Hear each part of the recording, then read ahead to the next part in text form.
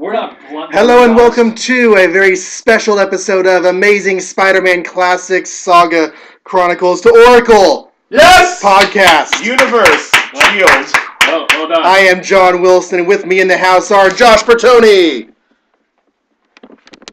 Zach Joyner, Yes. Donovan Grant, Science. Stella Bowman, Do a little dance. and special guest Eddie D'Angelini. By popular demand, you all want him back on the show. Yes. You're one of the most requested returns, by the way. Yeah, Eddie was with us a few episodes back. Wow. Talking some Spider-Man.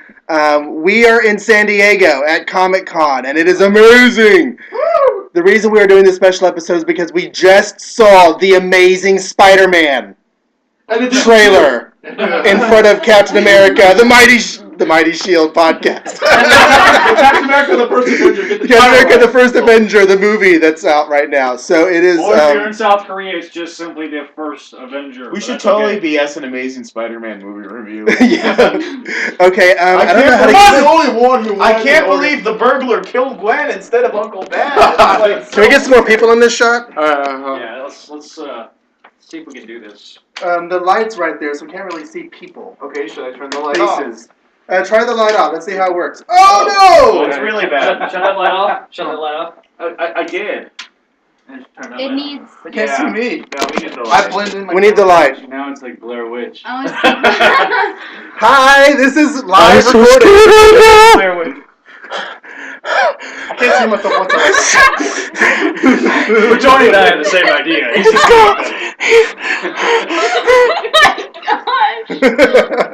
Yeah, it's the way the light. Okay, so yeah, get the light back on. But I guess I think we should do with the cityscape right here. You know what I'm saying?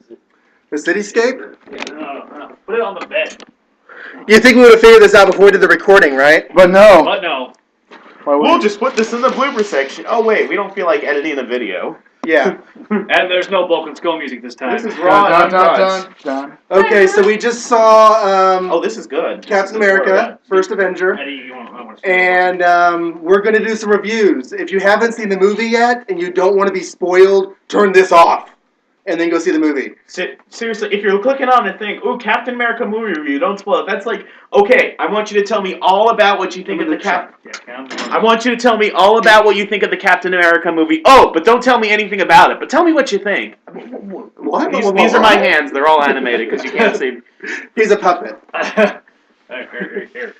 Stella, come be in the show with us. Yeah. What? He's not in the show. Yeah, Donovan, come be in the show with us. Donovan's live blogging. Oh, Donovan's live blogging. Have you been following the live blog on Spider-Man Crawlspace? He's not really live blogging. Exactly, no one has. You've been seeing me and Bertoni team up and be awesome. Oh, I love this. It's like the Brady Bunch. Okay. Amy Davis is Alice. No, this is like the Smurfs, and I'm the token girl. Oh, played by Katy Perry. Yeah. Oh. I kissed a girl and I liked it. That takes a whole new meaning if it's a gay guy singing it to his boyfriend. Yeah. Just saying. And that comes into play in Captain America. Okay. That one general, he doesn't want to kiss Steve Rogers. Oh. They cut. So it was No, that's not really. being cut. That was in the movie. It was a great movie. Tommy Lee Jones was there. The girl who plays the girlfriend, Peggy Carter, who plays Peggy Carter. Haley Atwell was there. Who's Tommy Lee Jones? Chris Evans In general. was The Human Torch, because he's in there. Yeah, the Human Torch was there because the Human Torch is in the movie. The Ah! Human Torch plays Captain America, but the Human Torch is also in the movie, but it's not Johnny Storm. Okay, no, that was a great Easter egg. If you saw the movie, it's a great Easter egg. It's almost on level of the Iron Man 1 Captain America Shield Easter egg. In your opinion, Hey, I was saying the Easter egg. I wasn't talking about the movie yet. Okay, we're already on 4 minutes and haven't really talked about reviews. So who cares? I'll go first because I'm the most easily pleased. I thought it was great. There were so many things about it that I enjoyed. I felt whenever Captain America was doing his Captain America stunts Oh, now that there was great. That's awesome. it was the way I imagined that kids must have felt whenever they picked up Action Comics #1 and saw Superman doing these amazing Superman things. I felt like he Wow, what? Jenga! Yes! Well, look at, either you've got an incredible sense of balance or a really flat head.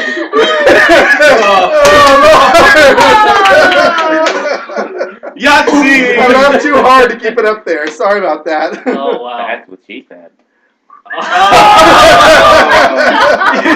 You totally stole Joshua. Oh. Okay, so yeah, Captain America. The action was great. The USO show costume, when I saw it on pictures on the internet before the movie, I was like, oh my god, that's the worst looking thing ever. But It was the worst looking thing ever. Hooray! I thought the movie played it really well, and just the whole way that costume is supposed to look. So yeah, somebody else talk. The reason for it was one of the best parts of the movie. The reason why he's in the actual comic book costume with the original shield, like the what would you say, like the triangle shaped shield. Yeah, The that original. shield with the 3 stars It's really and the stripes. and like Yeah. the way he gets his name and the way his reputation What do starts you want out. to talk about the original and the comics? John, talk about the old lady. Okay, so if you've been listening to the Mighty Shield and Captain America podcast, we did the first episode. We talked about the origin. I was like, this old lady who's in the shop before they go and transform him. I was like, I really hope she's in the movie, and she was. She doesn't do the whole face peel and turn into a pretty girl. No, but Red Red Skull. That Red Skull does that for her. yeah, Red Skull doesn't turn into a pretty girl though. Although I thought he was kind of cute. Hugo Weaver. He's sexy. What are you gonna do? Let's talk to our special guest, Mr. Eddie D'Angelini. What did you think of the movie? I enjoyed it. I will say it was not as good as Iron Man because I still think that's one of the best of the last several years. But I enjoyed it much more than Thor. Oh yeah, Thor. So I think it's squarely in the middle between those two movies. I did like a lot of the Easter eggs. My biggest concern was Chris Evans because I thought he was going to come across kind of cheesy, kind of like when he was in Fantastic Four, always goofing off and making jokes. But he took it very seriously, so I was really happy.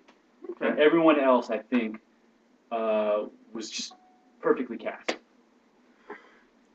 And we have with us Stella Bowman of Batgirl to Oracle. We wanted to have her on a regular episode for a while, but it just hasn't worked out. But She here keeps she on is saying no. with us. I'm sorry. I have a. She is a tight busy, schedule. busy teacher Yeah. and doing It's respectable true. things It's for true. this country. Kids, do your homework. Yeah. I would definitely agree with Eddie. I very much liked it. Up to now, Thor was the top movie of this summer for me, but this easily beat it. I also agree with Eddie that I was concerned with Chris Evans, just like I was concerned with Ryan Reynolds, that just too much charisma for the character. I mean, you need a little bit of it to push the character and make him enjoyable, but I think he did keep that line. And what I really liked about this movie, it wasn't just an action, like a beat 'em up kind of meat fest. It definitely had heart to it as well, and you could definitely see the emotion.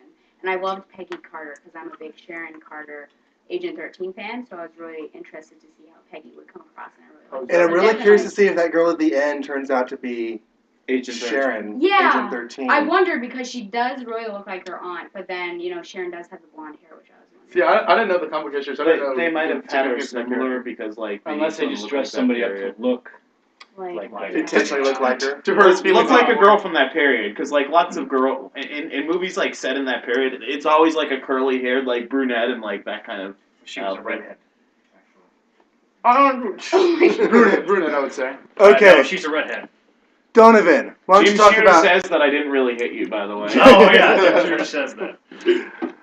some of your praises and concerns about the film, Donovan? Now, overall, I liked it. I thought I came down pretty positively. I don't think there was I don't think I had a huge problem. I just didn't like it, I don't think, as much as the others did. To me, so far, out of all the movies that have come out, superhero-related, DC and Marvel, my favorite is Thor.